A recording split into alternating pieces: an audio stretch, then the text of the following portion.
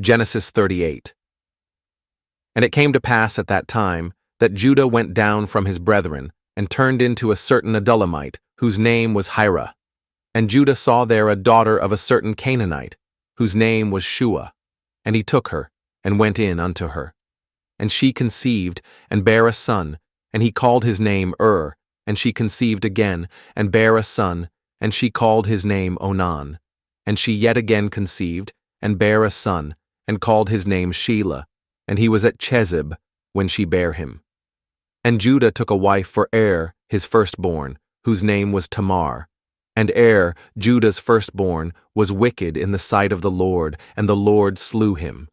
And Judah said unto Onan, Go in unto thy brother's wife, and marry her, and raise up seed to thy brother. And Onan knew that the seed should not be his.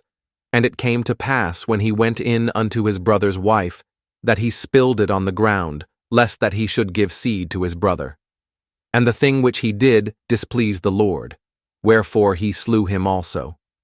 Then said Judah to Tamar his daughter-in-law, Remain a widow at thy father's house, till Shelah my son be grown.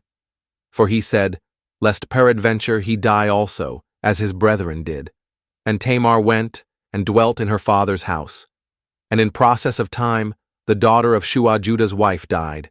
And Judah was comforted, and went up unto his sheepshearers to Timnath, he and his friend Hira the Adulamite. And it was told Tamar, saying, Behold, thy father-in-law goeth up to Timnath to shear his sheep. And she put her widow's garments off from her, and covered her with a veil, and wrapped herself, and sat in an open place, which is by the way to Timnath. For she saw that Shelah was grown, and she was not given unto him to wife. When Judah saw her, he thought her to be an harlot, because she had covered her face, and he turned unto her by the way, and said, Go to, I pray thee, let me come in unto thee. For he knew not that she was his daughter-in-law. And she said, What wilt thou give me, that thou mayest come in unto me? And he said, I will send thee a kid from the flock. And she said, Wilt thou give me a pledge, till thou send it? And he said, What pledge shall I give thee? And she said, Thy signet, and thy bracelets, and thy staff that is in thine hand. And he gave it her, and came in unto her, and she conceived by him. And she arose, and went away, and laid by her veil from her, and put on the garments of her widowhood. And Judah sent the kid by the hand of his friend the Adulamite, to receive his pledge from the woman's hand, but he found her not. Then he asked the men of that place, saying, Where is the harlot? That was openly by the wayside. And they said, There was no harlot in this place. And he returned to Judah, and said, I cannot find her. And also the men of the place said, that there was no harlot in this place. And Judah said, Let her take it to her, lest we be shamed. Behold, I sent this kid, and thou hast not found her. And it came to pass, about 3 months after, that it was told Judah, saying, Tamar thy daughter-in-law hath played the harlot. And also, behold, she is with child by whoredom. And Judah said, Bring her forth, and let her be burnt.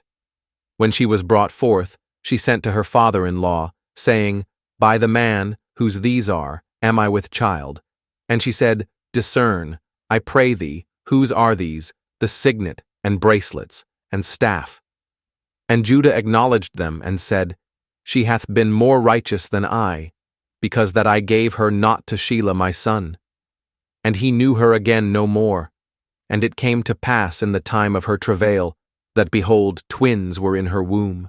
And it came to pass, when she travailed, that the one put out his hand.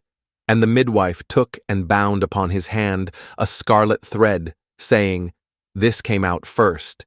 And it came to pass, as he drew back his hand, that behold, his brother came out. And she said, How hast thou broken forth? This breach be upon thee. Therefore his name was called Pharez. And afterward came out his brother, that had the scarlet thread upon his hand, and his name was called Zara.